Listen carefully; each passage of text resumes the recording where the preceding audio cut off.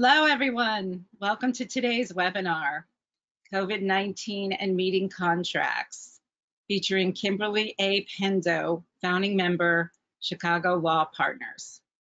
I'm Barbara Scafidio, and I will be your moderator for the next hour. Please be sure to ask questions using your webinar console. While we have Kimberly here, let's make the most of her. And I will gather the questions together. We'll have a Q&A at the end of the session. Today's session will be recorded and you'll receive a link via email, so don't worry if you missed something. And most important, I'd like to thank today's sponsor, the Greater Miami Convention and Visitors Bureau, a global destination and home to annual conventions and business meetings. Greater Miami offers planners a wide range of flexible indoor and outdoor meeting spaces. World-class accommodations include the Miami Beach Convention Center, which provides attendees with the benefit of being close to iconic beaches and restaurants, alongside zero attrition and zero cancellation fees for group business at select hotels. The Greater Miami Convention and Visitors Bureau offers full service support, helping clients and partners get the necessary information to execute successful meetings and conventions. So start planning with confidence at miamimeetings.com. And now I'm going to turn the floor over to you, Kimberly. I will be back for the Q&A, and everyone enjoy her presentation. Thank you. Thank you so much, Barbara, and thank you to everyone who's out there listening this afternoon. I'm really glad to have the opportunity, to share this time with you and to talk to you about COVID-19 and meeting contracts. Seems like COVID-19 is still the #1 topic in the meeting industry right now.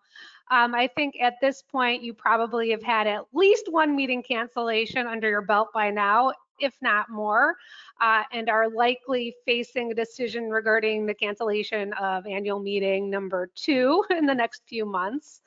And you're likely thinking right about now about your meeting contracts. Are they going to cover you? What kind of protection do you have? What kind of outs do you have? Does your meeting contract cover force majeure? How does force majeure apply? Is COVID even still considered a force majeure at this point? And just, how do we handle our contracts going forward? We're going to cover all of this, and we're going to leave some time for questions at the end. But please keep in mind, nothing that we're covering today is specific legal advice to you, your particular facts and circumstances, and your contract that you have in place, and the actual terms are going to control. But we're going to give you a lot of good advice and understanding, a deep understanding of meeting contracts and force majeure provisions. So over the course of the next hour of our Contract Law 101, or maybe it's actually a 300 level course, we're a little more advanced than 101, but we're going to focus on force majeure. Again, as Barbara referenced, we're going to have that Q&A at the end. So, put together your questions. You can go ahead and put them out in the chat now, and we'll get to them at the end. No need to wait. So if there's something that I'm covering that you have a question about, make sure you get that question out in the chat.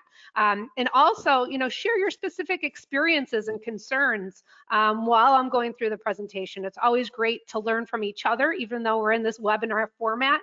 It's really helpful to hear from you and the things that you're experiencing, so that we all get the most value out of our time together this afternoon. So so much has gone on in the meeting planning world in the past 11+ months that I'm sure everyone's collective heads are just spinning. Personally, I feel like I can't catch my breath. I've had so many Zoom meetings and helped so many clients through so many meeting cancellations and hotel contract terminations and convention center terminations. At this point, I think my 12-year-old daughter can give you a pretty good explanation of the underpinnings of force majeure herself and how they work at this point. And she's not too shabby on event cancellation insurance either. And so I can only imagine how you are all feeling and the impact that it's having on your organizations and your work. Best practices have varied from month to month and by village, county, city, state, and jurisdiction to jurisdiction, as we have experienced shelter-in-place orders, reopenings, partial openings, pausings, reclosings, restarts, masks, no masks, second wave, third wave, vaccination, variations, mutations.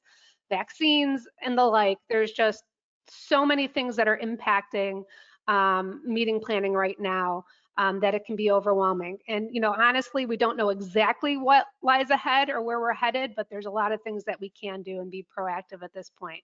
So I want to first talk about the meetings that we already have scheduled, obviously, particularly for 2021, and the decisions that we're all likely facing regarding cancellation, termination, and related issues, and really help you understand force majeure provisions, what they mean, how they work, how you can use them right now at this time as you're dealing with your upcoming meetings. And then we're going to turn our attention for just a minute to the longer term effects on the meetings industry, what we need to think about with respect to force majeure clauses and other matters for our meetings in 2022 and even beyond.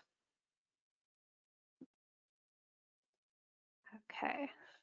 So if someone left the cake out in the rain, you're going to notice that all of my slides have song titles, but don't worry, I'm definitely not going to sing.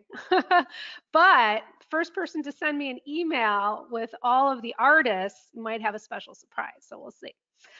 Anyway, so what's 2021 going to look like? Obviously, 2020 is different than 2021.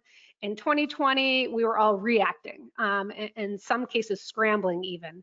In 2021, we're trying to be proactive, and I say trying because there's still a great deal of uncertainty that remains regarding, whether or not it will be safe to hold our next round of meetings and conferences, safe for our attendees, safe for our staff, and that has serious implications. And so when we try to take advantage of our termination or our force majeure clauses, we have to think of all of the considerations that are involved, obviously, that go into planning our meetings. And so broadly speaking, as planners look ahead to meetings scheduled for the spring, for the summer, even this winter, still the fall, we really have to consider where we are with respect to COVID-19 and where we expect to be by the scheduled meeting date.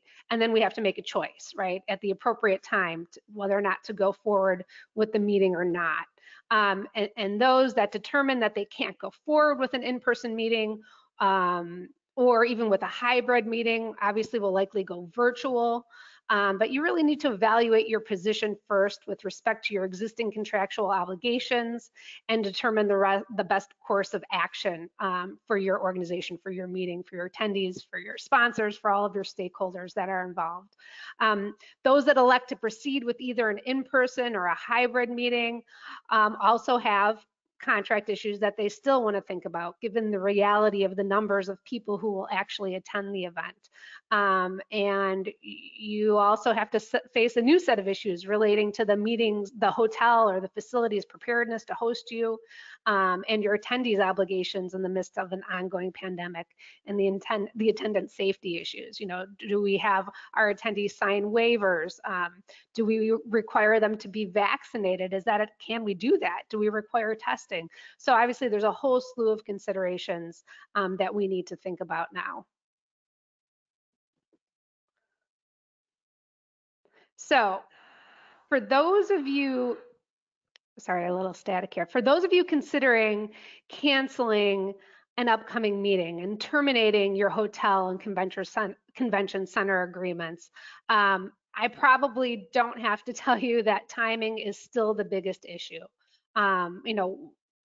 Now that groups have experienced from last year, many of your boards, if you're a not-for-profit organization, association, or your decision makers, aren't as patient now about waiting a couple of months out to terminate and switch to a virtual meeting. So this still remains a really critical issue. When's the right time? When does force majeure kick in? Is it too soon? Can we terminate? Is it too early to terminate? But this year, really isn't last year. Even Dr. Fauci is predicting that we'll be back to near normal by the fall.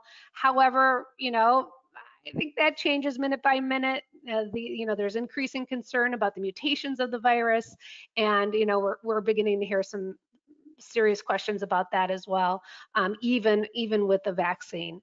So there's lots of reasons. I guess the message is that why attendees may still be unwilling to attend in person. There might still be travel bans in place, time limitations, need to get back to work, in addition, to the risk of COVID transmission. So what do you need to do? So here are the kinds of questions and options that I review with our clients when they're facing this decision. When to pull the plug, if you will, when to make a decision. First we need to look at the contract. Has a force majeure event occurred yet? Assuming that your contract allows for termination because of the pandemic, it's nonetheless, it's too early to know whether it will be deemed. Is it too early to know whether it will be deemed to have resolved itself by the time of your meeting, right? That's the key question. Is it reasonable at the time you're looking to cancel your meeting, to terminate your contract? Is it reasonable to assert that it'll be impossible or illegal? Depends on the language of your force majeure contract, and we're going to talk about that. For the hotel to hold the meeting, or for you to hold the meeting, what's the standard that's established by your contract? And that force majeure provision is key. We also need to look at the notice provision. Are you bound to a notice provision that's in your contract? Are you obligated to advise the hotel or the facility of terminating the event within a certain number of days, 5 or 10 days of discovery? Did you send that notice? Is it even possible to know what that means in the face of COVID? What does it mean 10 days before we have to give notice within 10 days? That's a problem. So we have to consider that issue. We need to look at what's going on where the meeting's taking place, right? Consider the community spread and the rates of cases and the location of the event, as well as where your attendees are coming from. What's special about your attendees that might prevent them from coming? Are they healthcare workers? Are they doctors? Does their hospital need them at the hospital? Is there a travel ban? What kind of quarantine orders might be in effect where they're coming from? These are all things we need to know and we need to think about when we're making decisions. You have to review and consider the guidelines, the regulations that are in force, when you're thinking about it, and if there's any timelines built into those orders, and that's not, those are on a very localized level, right? There's state orders that are in force issued by governors, but there also could be city orders that are involved as well, and even more local than that. So that all is a consideration. What we have to consider are other options. Do you move forward with fewer attendees and attempt to renegotiate attrition penalties and food and beverage minimums? These are really all specific questions depending on what your contract says and what you're able to negotiate with your hotel, what your attendees are thinking. Hotels have been more or less receptive, provided the group really plans to go ahead to working with you on attrition and food and beverage minimums. I think if they can tell that you're not just trying to do an end run around cancellation penalties, they may be more willing to work with you. Obviously there's always considering postponing or rebooking to a future year, and trying, and always when you do that, you should try to avoid having the property collect cancellation penalties to be applied later to that meeting, to put you in the best position, like to avoid that if at all possible. But and all of this is with the recognition that meetings, may never be the same or not for a long time. And people may not be willing to travel as they were up until last year. And, you might not be able to rely on those past numbers when you benchmark for future years. So all of this all goes into the planning stages, what our contracts need to look like moving forward, and all the considerations we have to think about. And so, if part of your cancellation or your termination of the contract is rebooking an event in the future of the same size, you need to be very cautious of agreeing to that. Be wary of agreeing to that type of language, because we just don't know what the future is going to look like. So, we have to consider termination, consider hybrid events, virtual events. Do we cancel the event and pay damages? Do we cancel the event and terminate the contract under force majeure? Do we need to wait until closer to the event to make a decision? What's the right time to decide? These are all the initial considerations that we have to think about when we're approaching termination or cancellation of a meeting. What's the right time? Initially, I think last year I was telling my clients 60 days, but I think, 60 to 90 days, I'm more comfortable with 90 days this time around. And, I think that's when at least my clients typically really start promoting the meeting, start putting out the agenda, and start their marketing efforts and campaigns. And so I think that's really a good cutoff point to think about. And you need to think about obviously what makes sense for your meeting and your efforts. So you've heard me talk about termination and cancellation. And I really want to point out that termination and cancellation are not the same thing. And this is very important as we kick off our deeper dive into exploring our contracts and force majeure provisions. Cancellation means that one party decides not to perform its obligations under the contract for reasons other than a force majeure event. And in that situation, the canceling party may owe damages. So let's decide we just decided not to have a meeting this year. We want to cancel it. Versus termination. Termination provisions provide that the contract may be terminated if performance becomes illegal, impossible, commercially impracticable, inadvisable, or the purpose of one of the parties for even entering into the contract in the first place has been frustrated. So in the event of a termination, neither party has an obligation to the other, and each party covers their own losses that may be incurred in connection with that termination. If you are faced with a force majeure condition, you may be canceling your meeting, but you are terminating your hotel and convention center agreements, hopefully under that force majeure provision without liability. So it's very important when you write your letters and providing your official notice that you keep these terms straight and don't intermix them because they have very different legal ramifications. And typically, hopefully, if your contract's well drafted, your contract has both a termination provision and a cancellation provision. So we have typically a cancellation provision that says, what happens, what are the liquidated damages that we both agree to for canceling, 2 years out, 1 year out, 6 months out, versus our termination provisions, which talk about force majeure and reasons that we may terminate the contract and not owe damages. Okay, so let's get right into it. Earth, wind, and fire. What's a force majeure clause? Okay, so technically that's not a song, but I just couldn't resist. So what's a force majeure clause? It's a contractual term that allows parties to allocate risk and decide in advance what will or will not excuse performance under the agreement. So when force majeure is applicable, it's a complete defense to performing the contract. The force majeure act or occurrence must be outside. It's something that's outside of the control of either of the parties or outside the control of the party claiming, the defense of force majeure, if you will.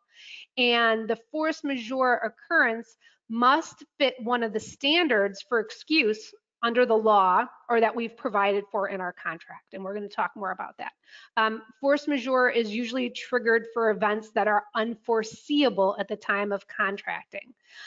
So unforeseeable, does that give us pause? Because obviously we all know about COVID now, so it's not unforeseeable anymore. So, that's really the tricky thing.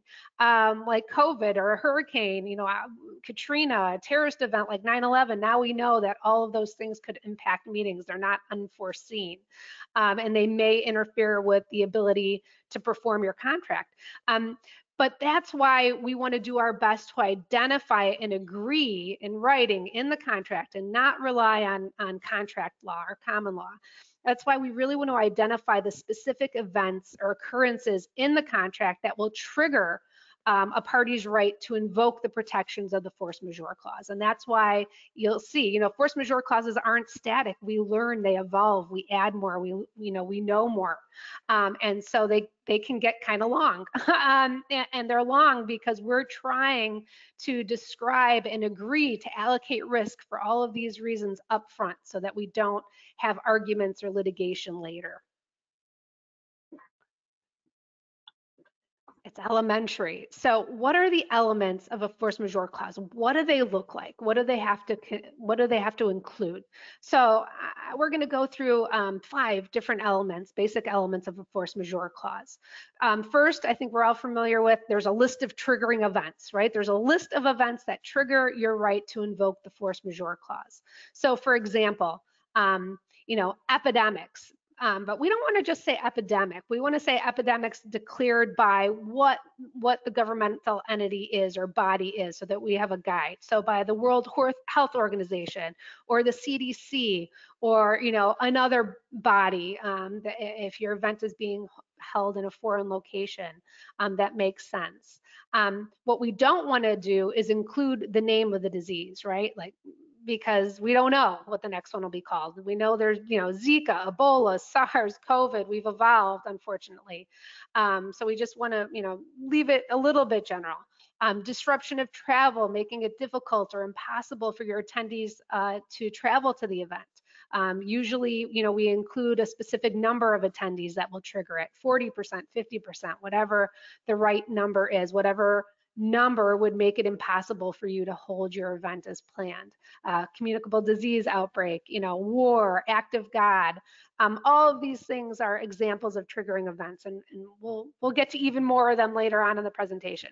So we know we have to have a list of triggering events. We want a catch-all phrase, right? We don't want to be limited to the specific triggering events that we enumerate, because God only knows. There's always new ones popping up, and we can't possibly name everything. It's impossible to name all the qualifying events. So we use terms like, strike, labor dispute, act of God, or any act or occurrence beyond the party's control, including but not limited to X, Y, or Z.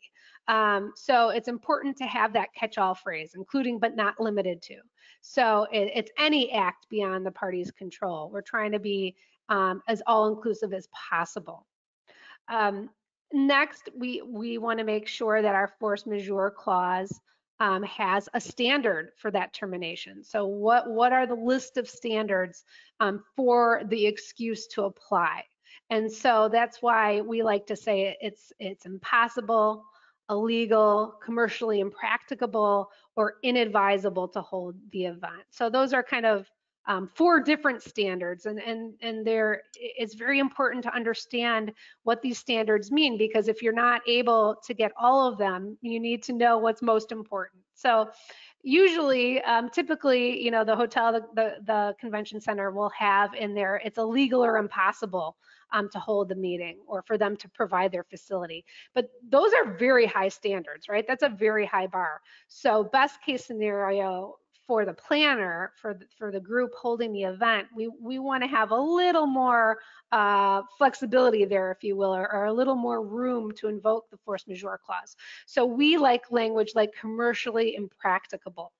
Or that's like the frustration of purpose. We can't hold the meeting that we planned, and so we should have the right to invoke force majeure and terminate without penalty. Sometimes you'll also see inadvisable in there, but we don't like inadvisable for a number of reasons, and I'm going to talk a little more about that later. But commercially impracticable has a legal definition. You can look it up in the restatement of contracts, whereas inadvisable is more open for debate, and it's not a legally defined term. We need to have the operative provision, right? So we need to establish the rights of the party who is invoking the force majeure clause. So, the party that invokes, what's the operative provision? What do they get to do? They can suspend or terminate performance without liability. So it's important to specify in your force majeure provision. And typically there's a notification requirement, right? You have to notify in writing the other party that you are terminating the contract under the force majeure provision. And sometimes these clauses define the required timing and method of notification.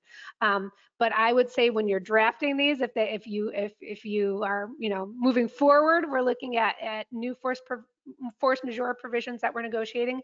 Don't limit or say, a short number of days within which you have to notify. We prefer to say, we'll provide written notice within a reasonable time or within a certain number of days from the time the decision is made.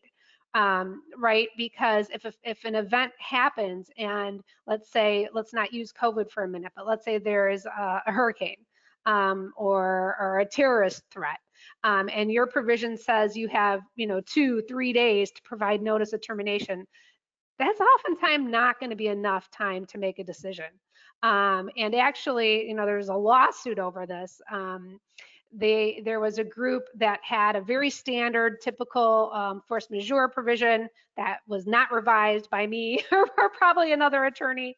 It was just very basic. It said that there'll be no damages due for a failure of performance by either party due to acts of God or war or riots, any of which makes performance impossible. And the party so affected was required to provide notice within 3 days of the act or occurrence. Okay, so they had the right, absolute right to terminate for force majeure, but they only had 3 days to notify. Well, they waited more than 3 days to give notice because the board had to call an emergency meeting. They had to decide, they had to evaluate what the impact would be on their sponsors, on their revenue, on their attendees. It just took more time. And the hotel, actually, it was a Hyatt Regency in Washington, said no. You didn't meet your notice requirement. You can't terminate under force majeure. You owe us our full cancellation penalties. Well, the association lost the case. It went to court, and the court said, no, you didn't comply with the clear terms of the contract. You didn't make your decision within that 3-day period. So, I think we can all agree that that's not enough time to cancel a huge meeting that, the organization depends on, especially for a large chunk of its revenue. So be very careful with these notification provisions. In addition, if your contract right now says you have to give 10 days or 5 days notice after the occurrence of the force majeure event, when does that time period start for COVID? I have no idea. Is it 10 days from when the last order was issued by the governor? And should you send notice of potential termination? It really is a hard question and perhaps impossible to answer. So instead, provide, your provision should say you'll notify within a commercially reasonable period of time. Or, if they want a hard number of days, then 10 days 10 days from the date the decision was made to cancel the meeting to terminate the contract. Okay, so enough about that. But every force majeure clause, to be complete, should have these 5 elements in them, and obviously exactly how they turn out is subject to negotiation. And as some of you may have experienced, these negotiations can be contentious sometimes. And so why are they so contentious? Why can't we just all agree what's force majeure, should be pretty clear? Well, it's because we're coming from a different point of view. So the hotel or the convention center has one perspective, and you as the planner or as the host of the meeting has a different perspective. From the hotel's perspective, force majeure means that it's impossible or illegal for the meeting to be held or for the hotel to provide its facilities or services. And I've actually seen a lot of force majeure clauses, at least the first draft, where it says, the only thing that's provided in the force majeure clause is to terminate the agreement under force majeure because it's impossible for the hotel to provide its facility or its services. Well, that's not really going to cover or protect the meeting host. So, to the meeting host, the definition of force majeure is very different. So, from the planner's perspective, an act or event that occurs after the contract has been signed that materially impacts or affects the meeting and makes it substantially more difficult to stage the meeting as planned, or to attract the number of attendees as planned, or for people to get to your meeting, should give you the right to terminate under the force majeure provision and be protected against any liability or damages. And so, for an example, and this happened actually, I have a client that had sort of a double whammy. Last time it was scheduled to go to Canada, the SARS epidemic broke out. And actually the second time they were scheduled to go to Canada, pushing back that last meeting was last year, and then there was COVID. Unfortunately, Canada sort of took the brunt of these two cancellations. But, back when we looked at the SARS epidemic, which was, sort of one of the last events or a similar event to our current epidemic, the attendees for this particular client of mine were all surgeons working in hospitals, and there were travel bans issued, and they couldn't go to Canada because they would have had to have quarantined and not seen patients, and there just wouldn't have been enough attendees to hold a meeting. And so, it was impractical for my client to hold a meeting, but it was not impossible, right? And so if we had a force majeure provision that simply said the only way to invoke force majeure if it was impossible for the hotel to provide its facility or its services, we wouldn't have been protected. Epidemics and diseases are force majeure. And it's important, obviously, to understand this when you're negotiating your force majeure provisions. Okay. Sorry, there we go, technical difficulty. All right, it's easy as ABC, 1, 2, 3. What are the legal standards for termination? So, even if there is no force majeure clause or act of God or impossibility clause, whatever we want to call it, in the contract, there are basic tenets of contract law that provide that the parties to a contract may be discharged from their obligations if one or more triggers are met. So if performance is impossible or illegal for any group to hold a meeting, under contract law, there's a basis to void that contract. But again, this is a very high standard. It's an objective standard. It literally has to be impossible, not just what us as meeting planners may deem impossible. Frustration of purpose is another legal premise which we can use to terminate a contract. And that is, that the fundamental purpose of one of the parties has been frustrated because of new events. And we're going to talk a little bit more about frustration of purpose. And then finally, performance is impracticable or commercially impracticable. So performance is not impossible, but it has been made impracticable or substantially more burdensome than originally expected due to an extreme or unforeseeable event that was unanticipated, and that the parties could not have reasonably anticipated. So it was, was not foreseen. We can claim that it's impracticable under the law to hold that event. So for example, it doesn't make sense to hold a meeting, that's spreading a communicable disease and that will have, a large number of people die as a result of meeting or gathering at your event. Some contracts use the term inadvisable or impractical.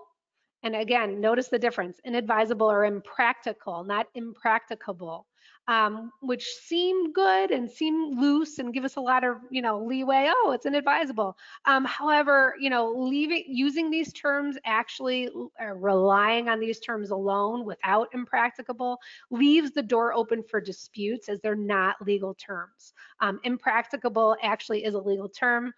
You can look it up in the second restatement of contracts, and it has a definition under the law. And so, we want to avoid relying on inadvisable or impractical and make sure that we have impracticable in our definition and in our contracts. Okay. So I've been everywhere. We're going to talk about some tips and tricks For drafting force majeure provisions, or excuse of performance, again, termination of contract clauses. It's important to note in considering our force majeure and drafting that they are very strictly construed by the courts. And so, in other words, we do need to list all the things that can be considered supervening events and include, right, our catch-all phrase that we talked about, including but not limited to. Or other events, have your list and then say, or other events that make it impossible, illegal, impracticable to hold the meeting. We want to try, when we're drafting the legal standards to include in our provisions, try not to settle for illegal or impossible alone. Again, those are very high standards. So we want to demand, to the extent we can, negotiate for making sure that we have impracticable or commercially impracticable to hold the meeting, and build that into our force majeure clauses. These provisions must be real world, and we want to update them. So don't rely on the force majeure provision that you used 10 years ago, 5 years ago, or even 2 years ago now. We want to make sure that they're updated. Commercially impracticable has always sort of been the gold standard, but it's really become even more clear how important it is to have that phrase, if you will, in our contract. Remember, if your contract only says, if you're looking at your contract now, illegal or impossible, that's the only reason you can cancel or terminate your contract for an upcoming meeting. The only thing that will trigger that, right, is if it's literally impossible or illegal. So if the hotel burns down, or there's a very specific order or regulation issued by the state or the city or the specific location that prohibits your gathering or prohibits your meeting. Just the CDC guidelines or White House guidelines are not sufficient. They do not make it illegal or impossible. They are not the law. I am constantly myself monitoring all the orders and mandates, executive orders issued by the governors, of all the states where I know that my clients have meetings scheduled, and I'm advising them to do that as well. So don't, just keep constantly on top of it. Even if your meeting is 6 months out, 9 months out, it's important to know what's going on in the location of your meetings. And you need to keep track of the city orders, the county orders, the state orders. Even again, it's important to really just keep this on your radar, continuously monitor what's going on, so that you're on top of it and you can make the decision when you need to. Frustration of purpose, it's recommended to have a purpose, because we want to say, perhaps in some events, to be able to rely on frustration of purpose.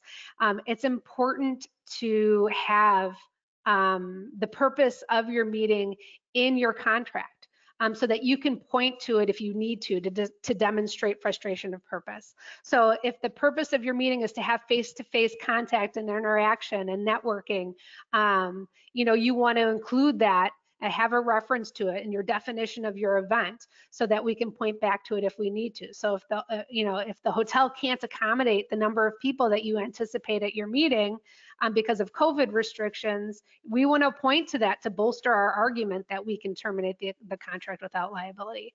In a non-COVID related example, if a major part of your event is the golf tournament, let's say it's a fundraiser for your foundation, or the tennis competition, the round robin, and if the tennis courts were destroyed, or the golf course, got destroyed by who knows what, a fire or hurricane or explosion, your frustration of purpose would kick in, because you identified that was the purpose or major purpose, material purpose of your meeting, and now it's impossible to enjoy, to hold the meeting that you needed to hold, that you meant to hold.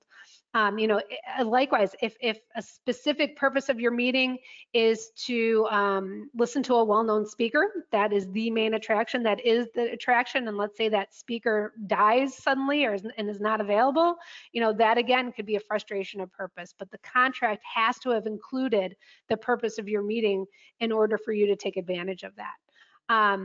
If you expect attendees from a certain area or region, you should include that in your purpose of the meeting as well, and describe the types of attendees. So again, when something inhibits or impedes them from participating, we can point to that to bolster our argument that the purpose of our contract has been frustrated and we should be able to terminate without liability. One sort of additional kind of tip or trick, if you will, that you can employ is if you're not quite sure that your meeting will be able to meet your purposes, and we saw this a lot over the course of the last year. Oh, don't worry, we'll be able to hold your event. We know that we're a homeless shelter right now, but we're moving them up. It'll be, they'll be all cleaned up, no problem. We can host 10,000, attendees, even though local restrictions say 1,000 right now. If you're not confident in what the facility or the hotel is telling you, you can request or demand a written letter of adequate assurances. This is something, it's a legal right. So if you're not sure if your hotel will be able to meet your purposes, contract law says that you can demand written assurances from the hotel or from the convention center that they can meet your requirements, and that they provide assurance to you that they can legally host your event. That they can meet the CDC or safety guidelines that are in place. And if they can't answer in the affirmative, or they won't confirm, then it could be considered under the law an anticipatory breach of contract. And that's just a tool that's out there, something that you can have in your toolbox, if you will. And it's important to know that. And so again, we always have to remember that when we're drafting force majeure provisions, when we're evaluating them, it's all about risk allocation, right? So we need to understand and think back to what I said about the doctrines of impossibility, frustration of purpose, and impracticability.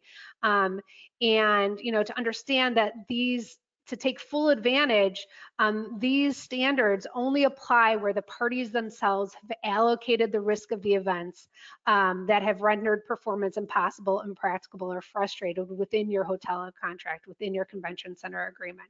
So in other words, you can write your contract clause to cover termination without liabilities for reasons other than just acts of God. You can write your clause to include more, and it's recommended that you do that.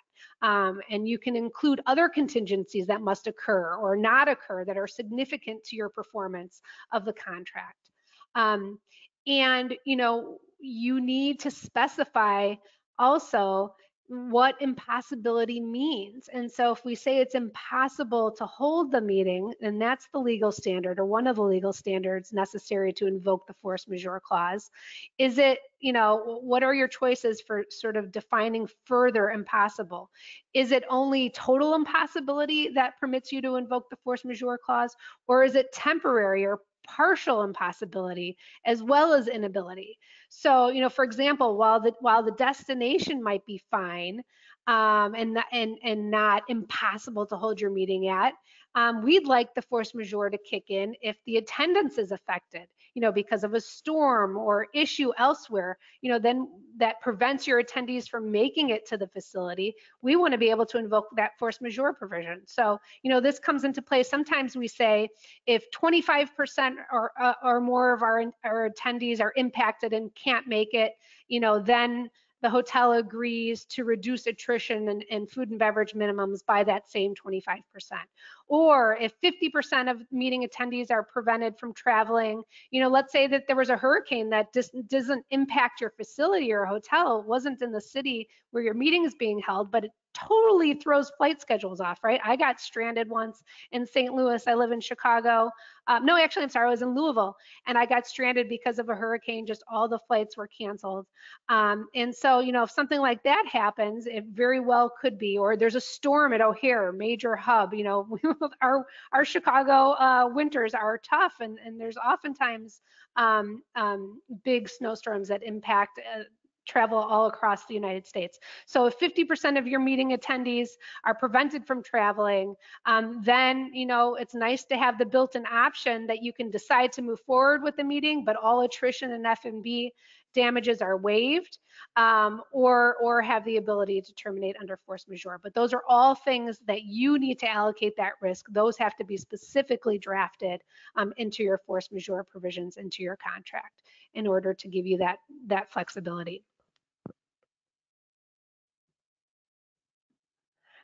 Okay, so now I am going to give you lots of force majeure events that are good to have in your contracts. 50 ways to leave your lover.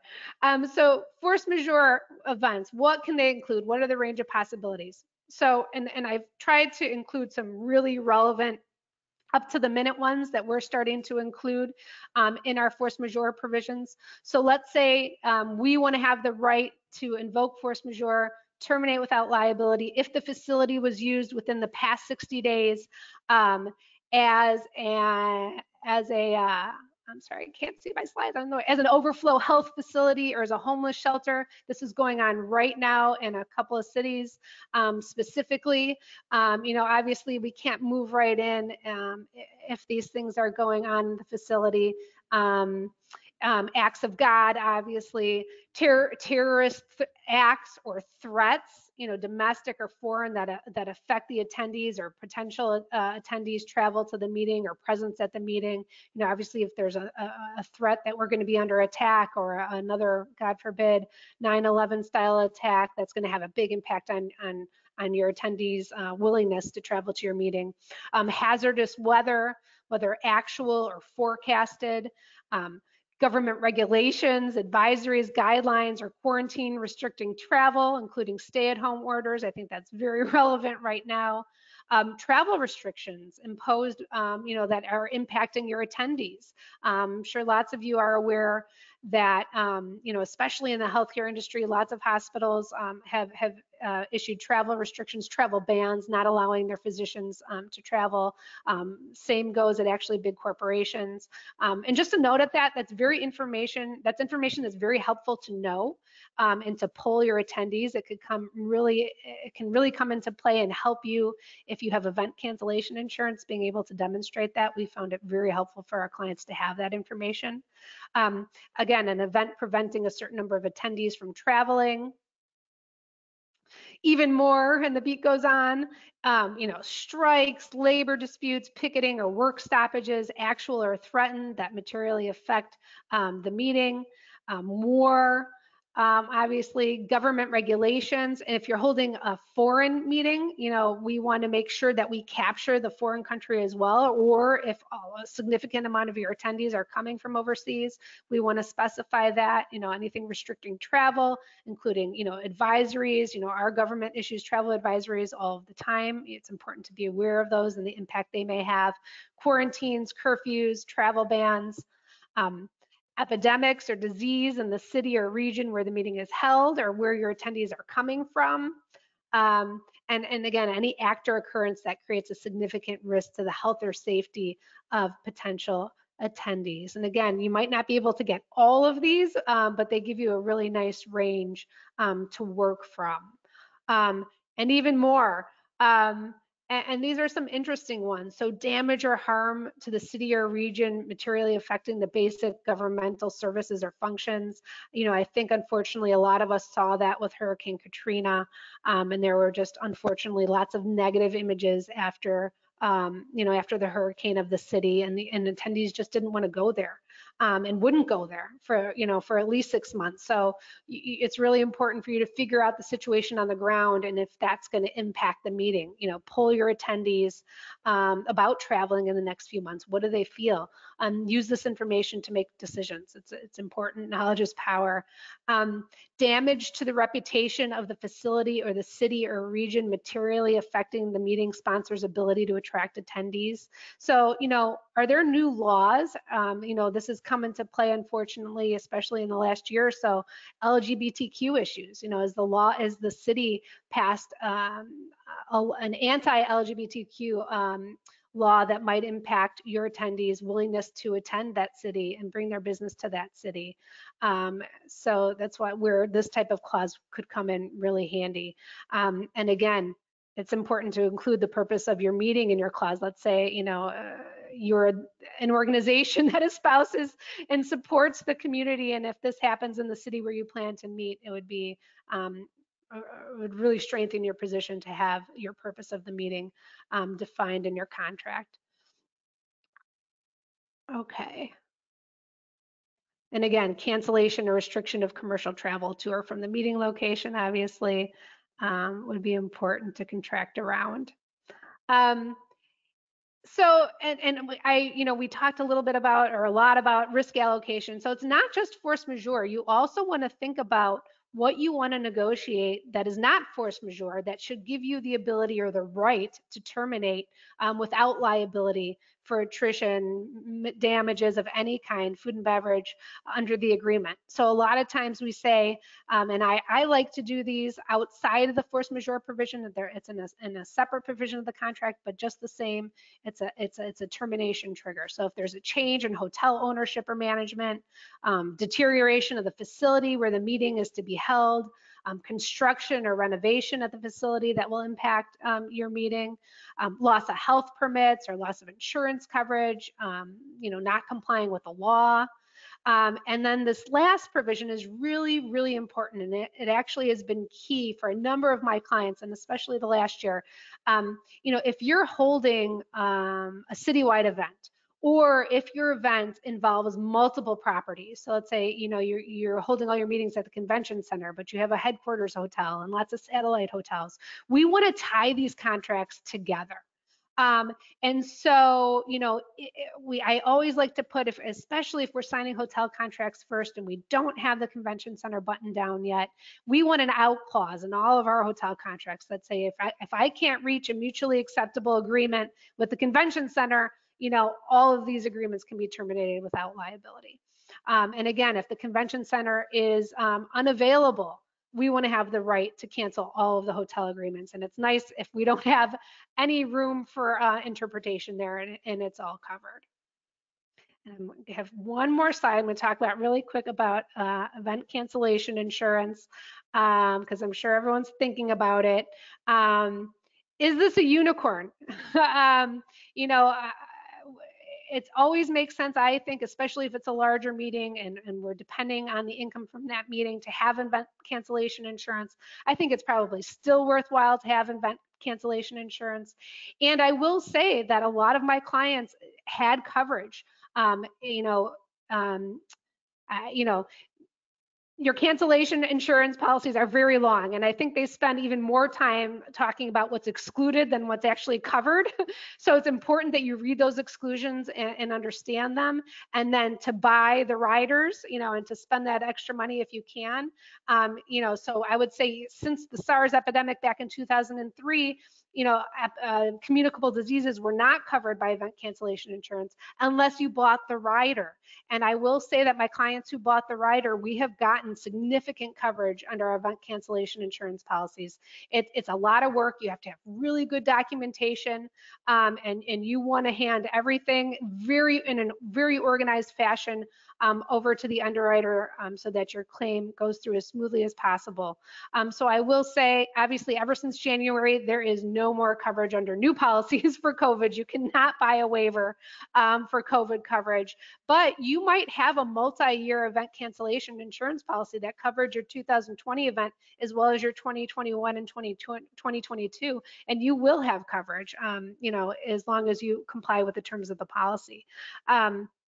Okay, so I just wanted to point that out. There have been many successful claims, but make sure you know what your policies say. And especially upfront in the planning process, it's important to review that policy and determine if you think that you'll have some coverage and what you have to do. Typically there's an obligation to mitigate damages, and there's very defined notice provisions. And so it's, a very important piece of this puzzle, if you will. So play it again, Sam. This is just a recap slide, and I think my slides will be available for you. But when we're considering canceling, want to review your contracts, research the orders and restrictions that are in place, review your insurance coverage, do your outreach to your attendees, your sponsors, and other stakeholders. It's important not only to support your termination, but could be important to your event cancellation insurance claim as well. look at your force majeure clauses. What are the grounds for termination? What are the standards? Make sure that there's no fees or penalties assessed and that your deposits are returned within a set period of time. And make sure that you have liberal notice requirements. So when you're looking at future force majeure provisions, you want to make sure that all of these elements are satisfied. And now I think we've got some time for questions. So hopefully they've been pouring into the chat, Barbara. Without question, the questions have been pouring in. So thank you so much. That was a lot to consume. And we are going to extend the time for those who would like to stay on because we do have a lot of questions and we've got Kimberly captive. So yeah. We'll run over a little bit. But this first one caught my eye because she was kind of questioning what you had presented. Other lawyers have told me the opposite about not including too many events in force majeure clauses. They say the broader the better. So what is your rationale for what you presented? Sure. So I always think if we can avoid a dispute, if we can avoid getting the lawyers involved and avoid going to court, the better. And so, you know, if we can, we obviously we don't want to have absolutely every scenario under the sun in there, and that's why it's important to have that catch-all phrase. It's critical. So we have a broader argument, but if something is clearly defined as a trigger, then there's less room for argument, less need to argue, less need to talk about, you know, standards under contract law and to prove those things and those elements. And so, especially if you know there's something that's of particular importance or relevance to your meeting, to your group, you want to make sure and describe it in there. And you know, there's always room for differences of opinion. That's what it's all about. Question. This is a little off topic, but of great concern. This is from Eileen. If there is no mandatory mask mandate in your meeting city, are you able to require all attendees to wear masks? And I had another about who is actually responsible for enforcing the mask mandate, the event sponsor or the hotel? So that's a great question. And so, you know, you have to look at, and as part of your planning, what policies does your hotel and your convention center have in place? And they could, you know, potentially be different than what the city or the state has in place, and obviously by county. Sometimes there's differences. County that the county is enforcing a mask rule while the state is not, and so it could be hyper local. And so we want to make sure and look at what our facility is doing, what our hotel is doing, and be in line with that. But I think that, you know, what we're seeing a lot is we're sending out releases to our attendees, and we're asking them to acknowledge and to agree, you know, to the terms of the meeting, if you will, the terms of participation. And those include, you know, following CDC guidelines, if you will, imposing mask requirements, social distancing, you know, taking it upon yourselves to make sure that there are safety standards that you're following and putting forth your meeting, and to make it as safe as possible for your attendees, for your employees, for your staff, you know, and who enforces it? That's a great question, and that's a very difficult question, because I will say, you know, that to be in that position is hard. And so, you know, you do have the right, if someone's not following your policies and what they agree, that, you know, the terms that they agree to participating in your meeting, to ask them to leave. And, you know, you kind of have to decide how far you're willing to take that, because as we've seen, unfortunately, across the country, things can turn ugly. And so, you know, it's a good conversation to have with the hotel and with the facility about how they are enforcing it, or if they're even enforcing it. Mm-hmm. Question. There's a mood among the questions with people feeling almost helpless when it, you know, the feeling like the venues have all the power. And I think this question sums it up very well. How would you negotiate force majeure with the larger hotel chains who claim that their contract terms have been created by their attorneys at the corporate level. In other words, it's a done deal mentality among these chain properties. You know, I think that you have to ask and you have to push back. And just because this is their form agreement does not mean they don't accept changes. Trust me, they do. They absolutely negotiate these provisions. I will say that your convention centers don't, and because there's as much. And there's certain things that you cannot change in a convention center agreement because they're typically owned by a governmental authority, and they really can't, and they won't.